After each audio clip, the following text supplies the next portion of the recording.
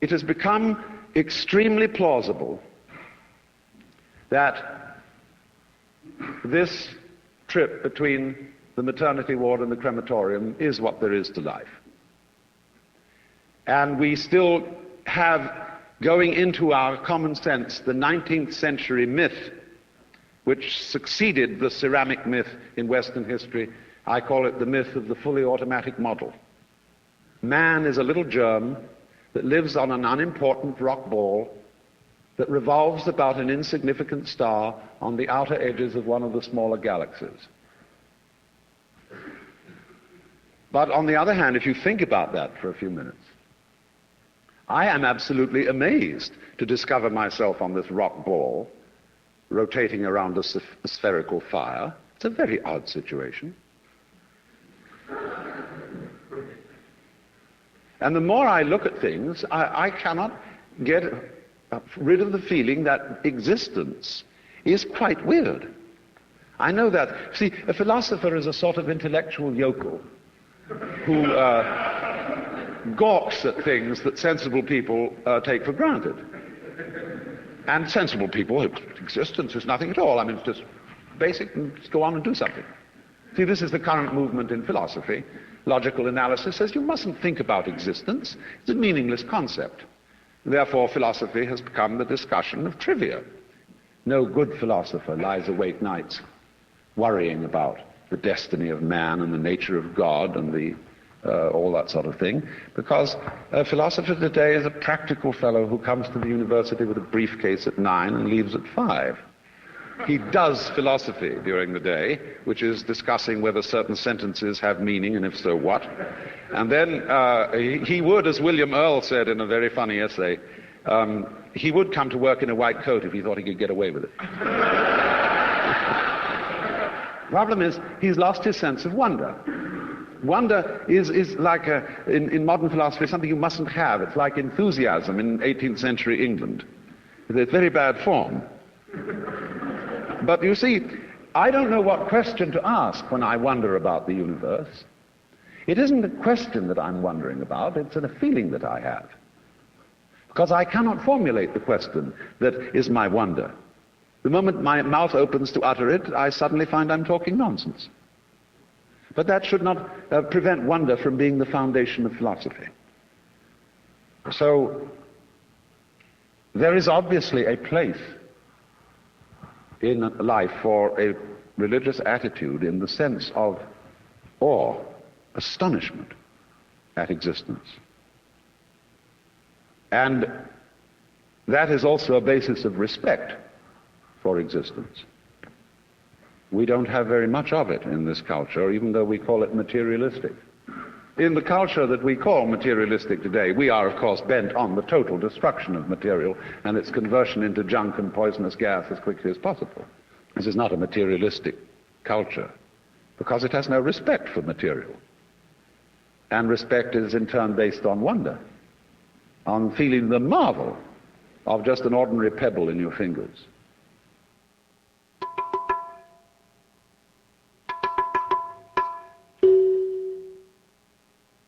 Look,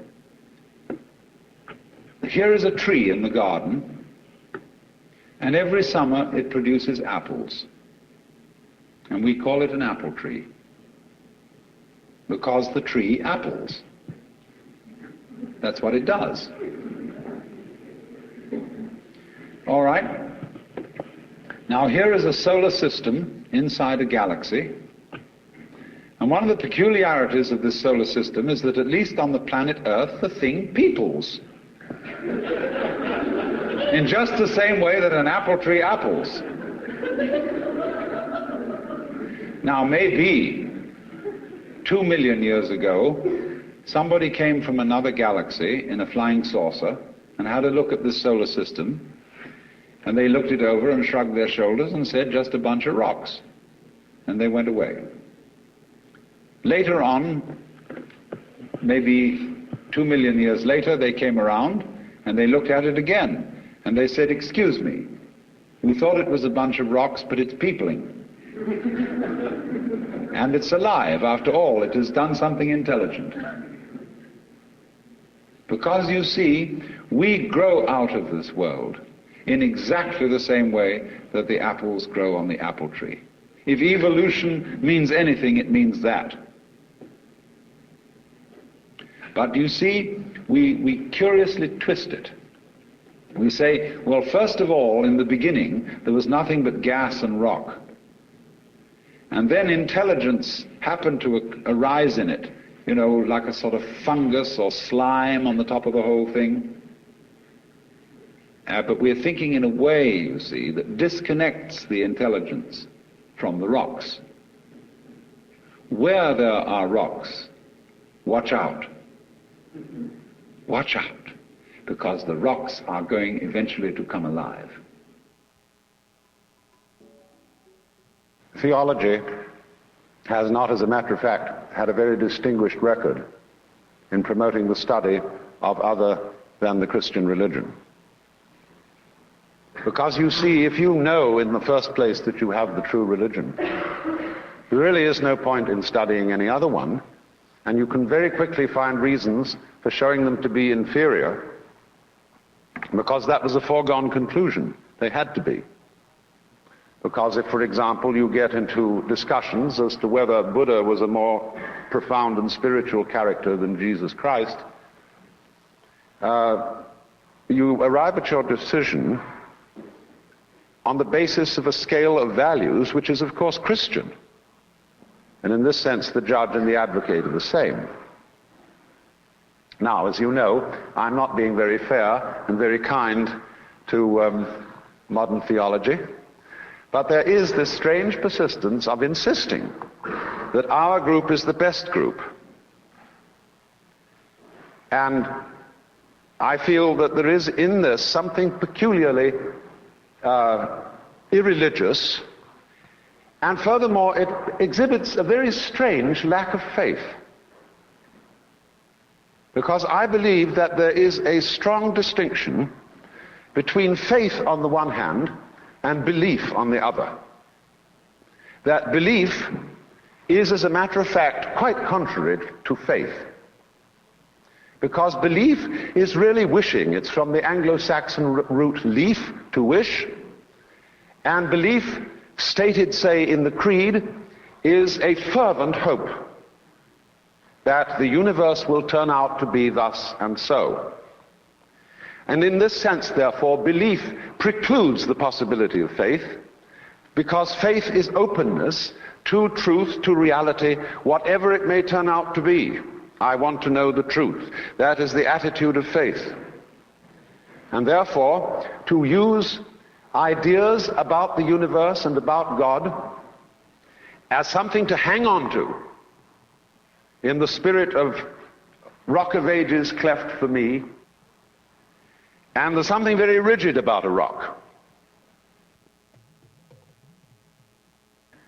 And we are finding our rock getting rather worn out in an age where it becomes more and more obvious that our world is a floating world. It's a world floating in space, where all positions are relative and any point may be regarded as the center. A world which doesn't float on anything, and therefore the religious attitude appropriate to our time is not one of clinging to rocks, but of learning to swim. And you know that if you get in the water and you've nothing to hold on to, and you try to behave as you would on dry land, you will drown. But if, on the other hand, you trust yourself to the water and let go, you will float. And this is exactly the situation of faith. I had a friend who was studying Zen in Japan, and he got pretty desperate to produce the answer of who he really is. And on his way to an interview with the master to give an answer to the problem, he noticed a very common sight in Japan, a big bullfrog sitting around in the garden. And he swooped this bullfrog up in his hand and dropped it in the sleeve of his kimono. And then he went into the master, and to give the answer of who he was, he suddenly produced the bullfrog.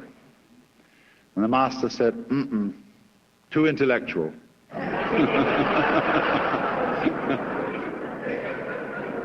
In other words, This answer is too contrived. It's too much like Zen. You've been reading too many books. It's not the genuine thing.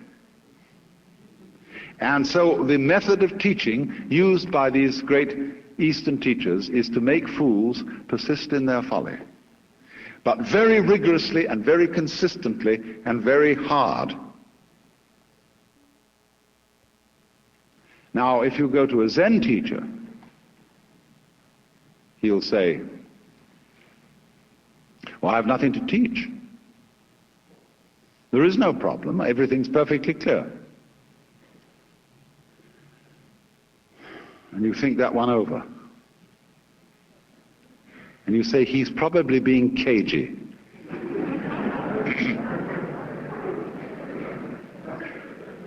But the teacher says, quite honestly, I haven't anything to tell you. I don't teach anything. I have no doctrine. As I said to you in the beginning of this talk, I have nothing whatsoever to sell you.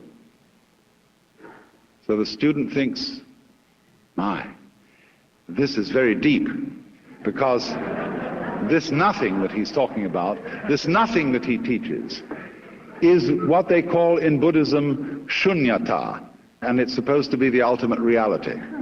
But as you know, if you know anything about these doctrines, this doesn't mean real nothingness, not kind of just nothing there at all, not just blank, but it means no thingness.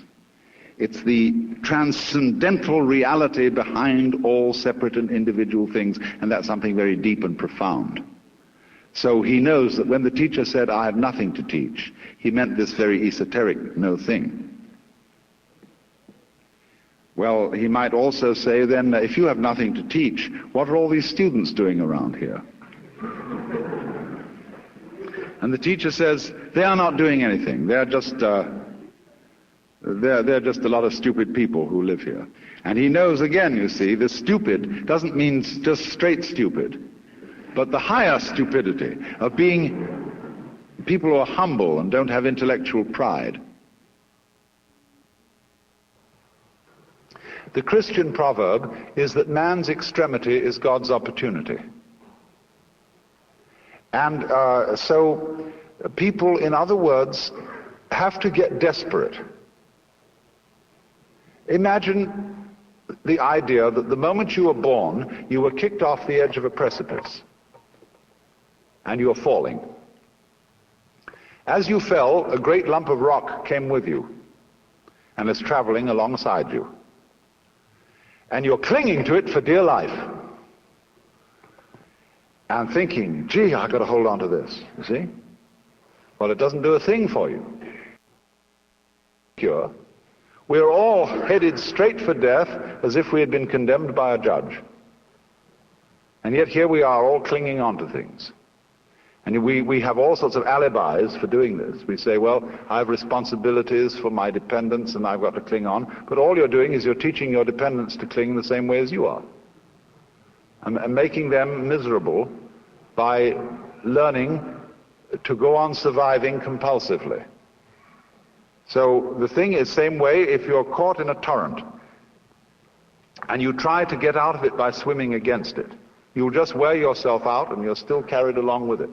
So the sensible thing to do is to turn around and swim with it. And if you want to get out of it, swim towards the edge. But go with it. Same way when you're sailing.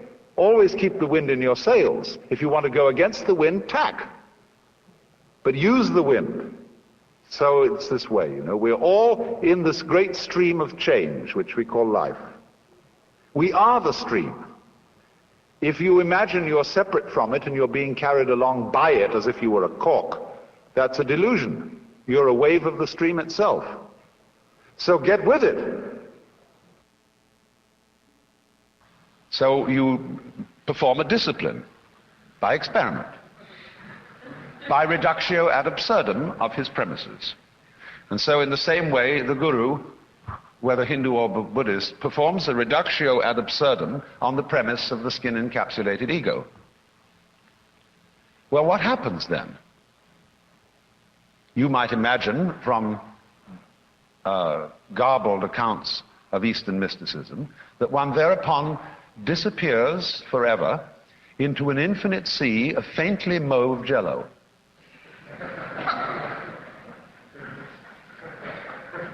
And become so lost to the world and entranced that you forget your name, address, telephone number, and function in life.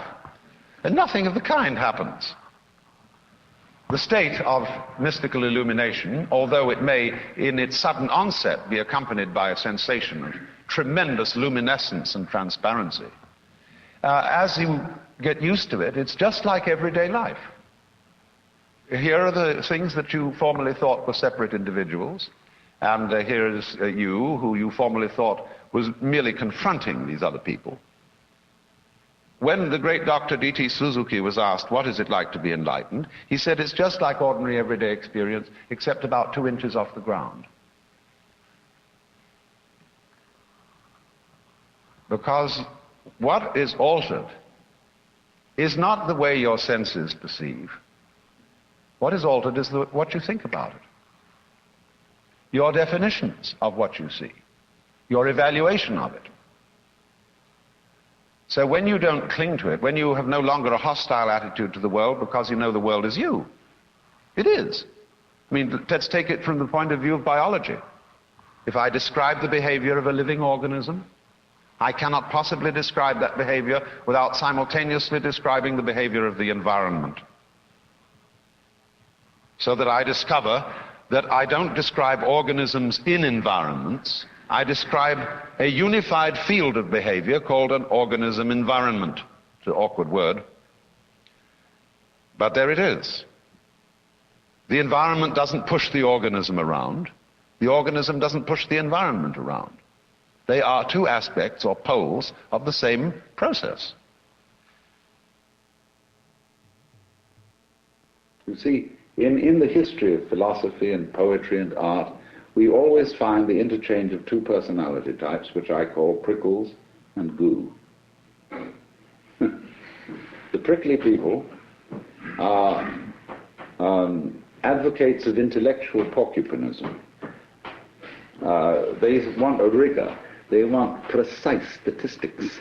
And they have a certain clipped attitude in their voices. And you know this very well in academic circles, where there are people who are always edgy like that.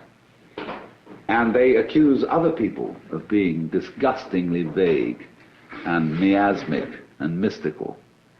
But the vague, miasmic and mystical people accuse the prickly people of being mere skeletons with no flesh on their bones. And they say to you, you just rattle. You're not really a human being. You know the words, but you don't know the music. And so therefore, if you belong to the prickly type, you hope that the ultimate constituent of matter is particles. If you belong to the gooey type, you hope it's waves. If you are prickly, you're a classicist. And if you're gooey, you're a romanticist. And going back into medieval philosophy, if you're prickly, you're a nominalist. If you're gooey, you're a realist. And so it goes. But we know very well that this natural universe is neither prickles nor goo exclusively. It's gooey prickles and prickly goo. And you see, it all depends on your level of magnification. If you've got your magnification on something so that the focus is clear, you've got a prickly point of view. You've got structure, shape, clearly outlined, sharply defined. When you're a little out of focus, it's going to go bleh, and you've got goo. But we're always playing with the 2, because it's like the question is the world basically stuff, like matter, or is it basically structure? Well, we find out, of course, today that in science we don't consider the idea of matter, of there being some sort of stuff, because supposing you wanted to describe stuff, in what terms would you describe it? You always have to describe it in terms of structure, something countable, something that can be designated as a pattern. So we never get to any basic stuff.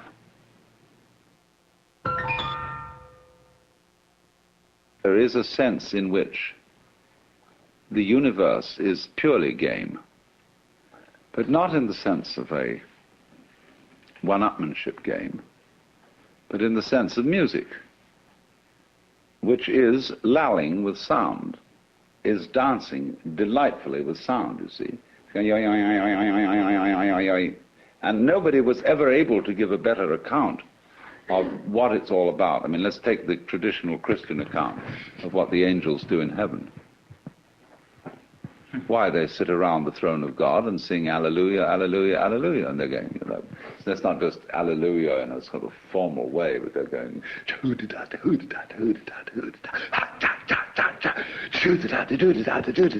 no, they're really swinging.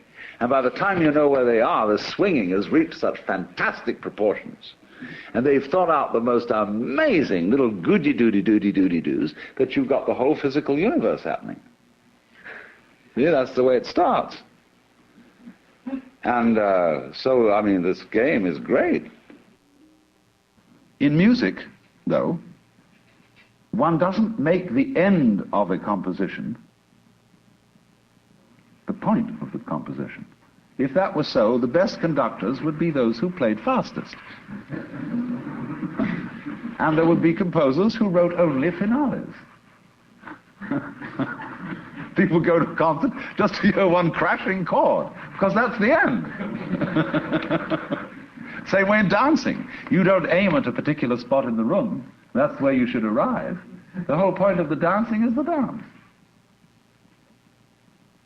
Now, but we don't see that as something brought by our education into our everyday conduct. We've got a system of schooling which gives a completely different impression. It's all graded. And what we do is we put the child into the corridor of this grade system with a kind of, come on, kitty, kitty, kitty.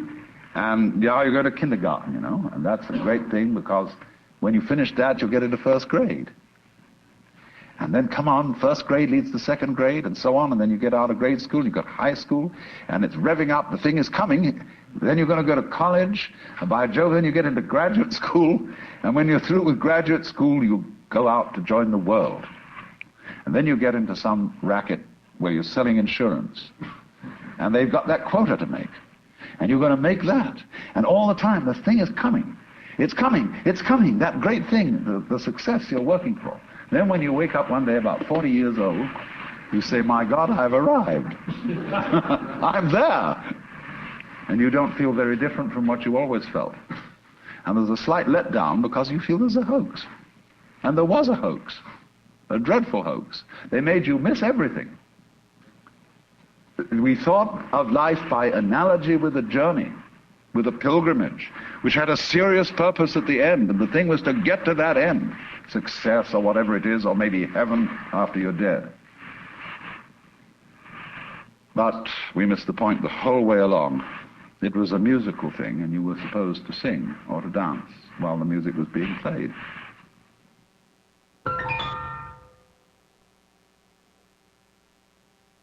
Why do we love nonsense? Why do we love Lewis Carroll with his "'Twas brillig and the slithy toves did gyre and gimble in the wave, all mimsy were the borogoves and the momraths outgrabe"? Why is it that all those old English songs are full of Fal-de-riddle Ido and Hey Nonny Nonny and all those babbling choruses? Why is it that when we get hep with jazz, we just go booty booty boopty boo and so on and enjoy ourselves swinging it? It is this participation in the essential, glorious nonsense that is at the heart of the world, that isn't going anywhere, that is a dance. But it seems that only in moments of unusual insight and illumination that we get the point of this, and find that thus the true meaning of life is no meaning, that its purpose is no purpose, and that its sense is nonsense.